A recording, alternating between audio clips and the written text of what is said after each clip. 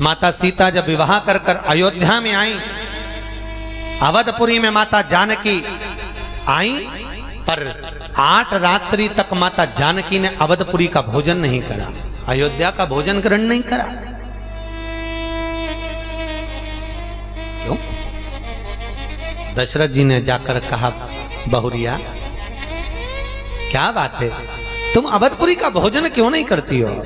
बहू कहती है, नहीं पिताजी मुझे भोजन नहीं करना है। क्यों, कुछ दिक्कत है क्या? नहीं नहीं। इतने में कौशल्या मैया ने आकर कहा, बहू क्या बात है, तुम अयोध्या का भोजन क्यों नहीं कर रही हो, अवधपुरी का भोजन क्यों ग्रहण नहीं कर रही हो? नहीं माँ कोई बात नहीं। पानी क्यों नहीं पीती तुम अयोध्या का, 8 दिन हो गए? नहीं कहा। सुमित्रा माँ को भी कुछ नहीं कहा, पर कैकेयी माता जब आई और माता कैकेयी ने आकर पूछा, बहू ऐसी क्या बात है जो तुम अयोध्या का भोजन नहीं करती हो, अवधपुरी का पानी नहीं पीती हो, ऐसा क्या हो गया? आज तुम्हें 9 दिन हो गए, ना तो तुमने अयोध्या का पानी पिया ना भोजन किया, आखिर बात क्या है?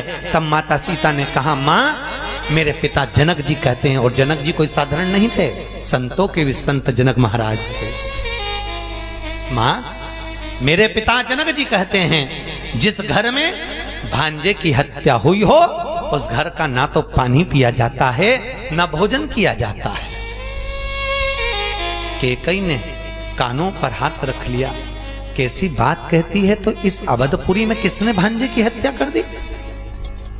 माता सीता ने कहा, मेरे ससुर दशरथ भांजे के हत्यारे।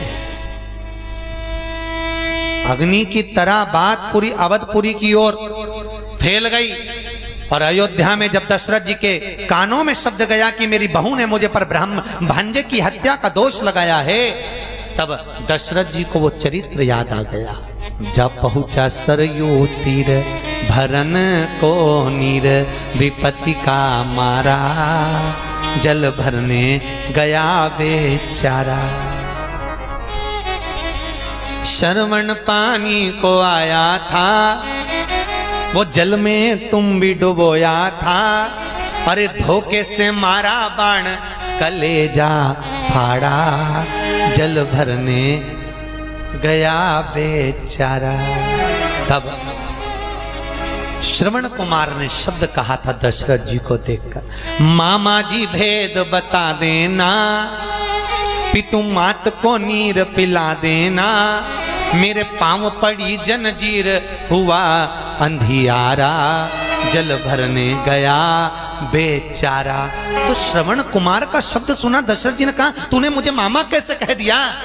तो इतने में श्रवण कुमार कहते हैं, मामा मेरी माँ से मैं रोज पूछता था, माँ मेरे मामा कैसे लगते हैं? तो मेरी माँ ने कहा था, तेरे मामा के मस्तक पर सूर्य वंश का तिलक है, आपके मस्तक पर तिलक देखा इसलिए आपको मामा कह दिया। ये कंपनी का ट्रेडमार्क है कि कौन सी ब्रांड के हो।